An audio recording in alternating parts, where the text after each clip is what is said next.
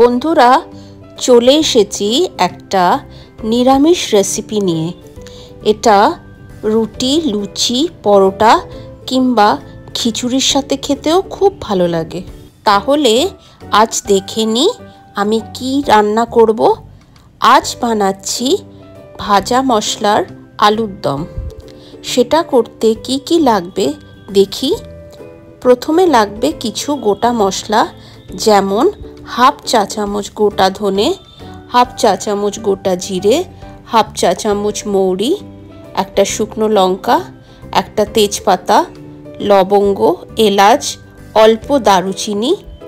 আমি সবগুলো dry roast করে গুঁড়ো করে নিয়েছি।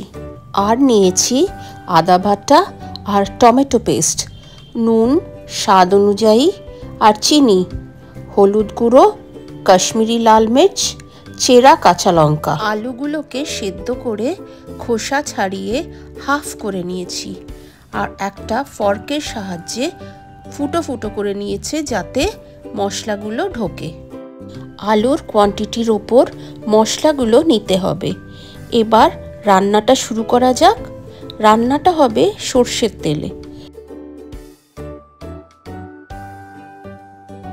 তেল গরম হলে আলুগুলো ভালো করে লাল করে ভাজতে হবে, তারপর তুলে রাখতে হবে।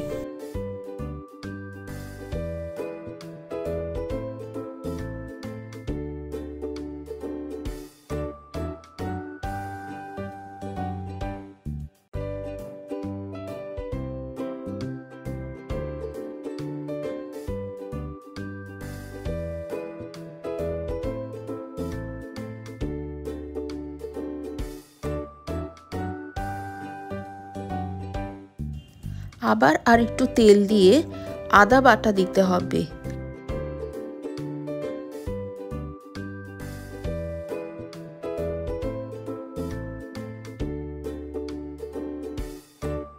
সামান্য নাড়িয়ে টমেটো পেস্টটা দিয়ে দিতে হবে।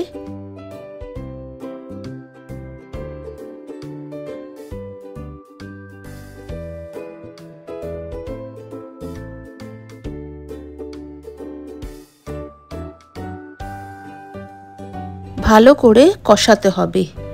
এখন এর মধ্যে সামান্য হলুদ গুঁড়ো আর কাশ্মীরি লাল মির্চ একসাথে করে গুলে ঢেলে দিতে হবে।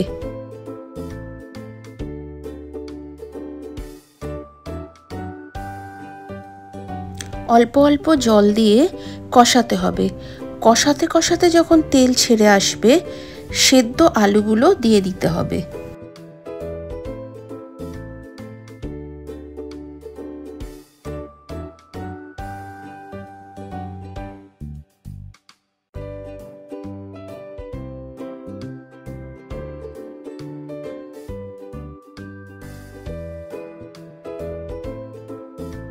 আলুগুলোর সাথে মশলাগুলো ভালো করে মেশাতে হবে।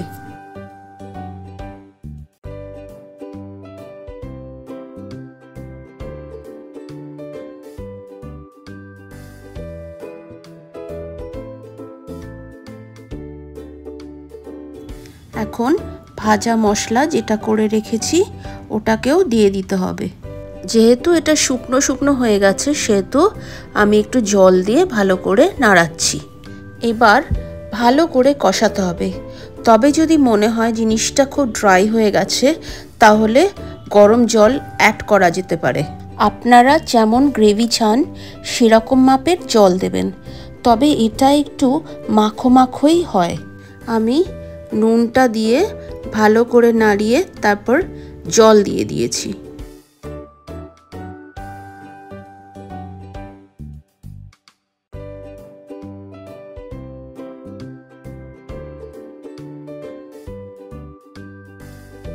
এরপর চেরা কাঁচা লঙ্কা দিয়ে ঢেকে দিয়েছি।